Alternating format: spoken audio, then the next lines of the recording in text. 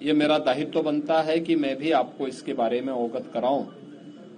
तो मैं सबसे पहले आपका स्वागत करता हूं। प्रयागराज मेले की दृश्य आपने देखा होगा। प्रयागराज सिटी की कायाकल्प करने का जो कार्य अब तक हुआ है,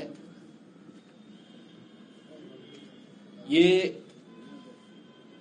लगभग पूरा हो चुका है। 200 से अधिक सड़कें, सिंगल से डबल लेन, डबल से 4 लेन, 4 लेन से 6 लेन आदि बनाने की कार्रवाई ये पूरी हो चुकी है। 14 फ्लाईओवर या रोड ओवर ब्रिजेज, जिनमें 13 कंप्लीट हो गए, एक फाइनल स्टेज की तरफ आगे बढ़ रहा है। ये तो सिटी के अंदर अन्य सुंदरीकरण के तमाम कार्य किए गए हैं और सिटी के अंदर यह भी व्यवस्था की गई है कि रेलवे स्टेशनों पर होल्डिंग एरिया भी हो, उसके बाहर व्यवस्था की गई है, जिससे जो भी श्रद्धालु आए उन सब के लिए स्टेशन पे व्यवस्था है, ठीक, नहीं तो बाहर, नहीं तो उसके बाहर प्रशासन भी किया, रेलवे ने भी और जिला प्रशासन ने भी इसकी व्यवस्था को युद्ध स्तर पर आगे बढ़ाने का काम किया है। मेला प्राधिकरण ने यहां पर लगभग 5000 एकड़ क्षेत्रफल में प्रयागराज को जोड़ने वाले मार्गों पर संगम से 2 से 5 किलोमीटर की दूरी पर पार्किंग स्पेस भी चिन्हित करके उन्हें सक्रिय कर दिया है। हर पार्किंग स्थल पर चौकी भी होगी, सुरक्षा की पुख्ता व्यवस्था भी होगी, पब्लिक एड्रेस सिस्टम भी होगा। इस सारी कार्रवाई आगे बढ़ाई जा चुकी है। पेंटोन ब्रिज पहली बार हम लोगों ने इनकी संख्या 2019 में बढ़ाई थी, जो 22 तक पहुंची थी। इस बार महाकुंभ को देखते हुए 30 पेंटोन ब्रिज बनाए जा रहे हैं, जिनमें 28 बनकर के तैयार हो चुके हैं।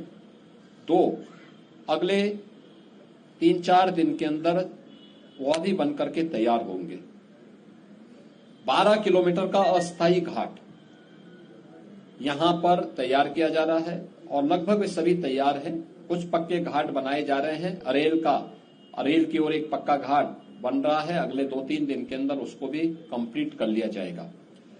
चेकर्ड प्लेट यहां पर लगभग 530 किलोमीटर के दायरे में ये सब बिछाई जा चुकी है और इसी प्रकार से शुद्ध पेयजल लोगों को उपलब्ध हो सके, श्रद्धालुओं को उपलब्ध हो सके, संतों को उपलब्ध हो सके, इसके लिए भी 450 किलोमीटर की शुद्ध पेयजल की लाइन भी यहां बिछाई जा चुकी है। मेला अपना एक शेप लगभग ले चुका है कि वो संस्थाओं को आना, बाकी ये संस्थाएं आ रही हैं। 7000 से अधिक संस्थाएं अब तक आ चुकी हैं।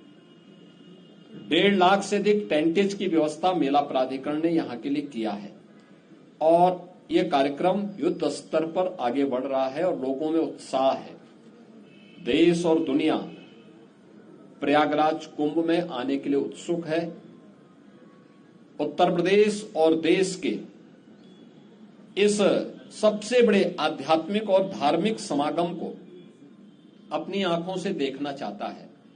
144 वर्ष के बाद महाकुंभ का यह मुहूर्त आ रहा है और इस महा समागम का साक्षी देश और दुनिया बनना चाहता है। इसके लिए हर प्रकार की व्यवस्थाएं डबल इंजन की सरकार ने, केंद्र और राज्य सरकार ने मिलकर के, यहां पे प्रशासन और पुलिस ने मिलकर के, मेला प्राधिकरण के साथ मिलकर के इन सभी कार्यक्रमों को युद्ध स्तर पर आगे बढ़ाने की तैयारी की जा रही है और जनवरी प्रथम सप्ताह तक संस्थाएं भी आ चुकी होंगी, तैयारियां पूरी हो चुकी होंगी। 13 जनवरी को पौष पूर्णिमा की पहला स्नान यहां पे संपन्न होगा।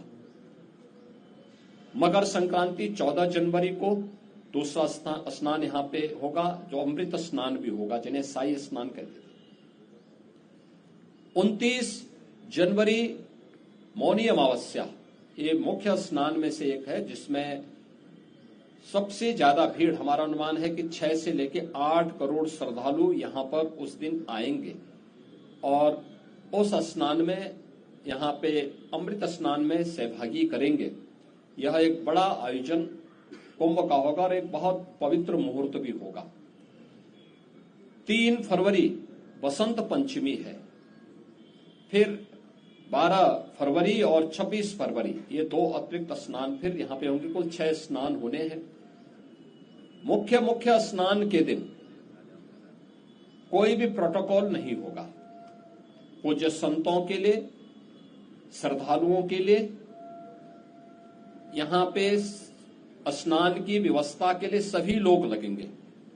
सभी स्नान पर संतों के स्वागत के लिए, श्रद्धालुओं के अभिनंदन के लिए सरकार के स्तर पर, मेला प्राधिकरण के स्तर पर पुष्प वर्षा की व्यवस्था भी रहेगी और उसके लिए हम लोग पूरी तैयारी कर रहे हैं, क्योंकि ये दुर्लभ संजोग है। उस दुर्लभ संजोग के साक्षी बनने के लिए देश और दुनिया से जो भी श्रद्धालु आएगा उसको उस प्रकार का अवसर मिलना चाहिए।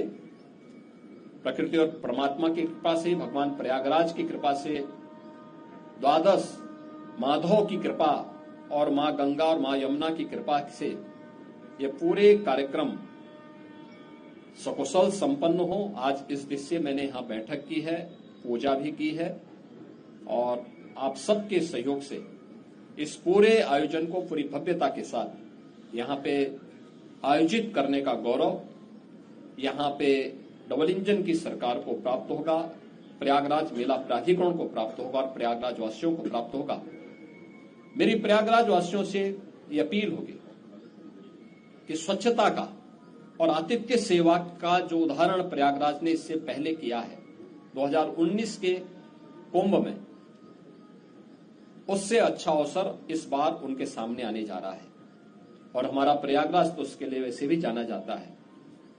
तो आतिथ्य सेवा के साथ साथ स्वच्छता का एक उत्कृष्ट उदाहरण प्रयागराज प्रस्तुत करेगा। इस विश्वास के साथ मैं वर्ष 2025 की अपनी मंगलमय शुभकामनाएं पूरे प्रदेशवासियों को देता हूं।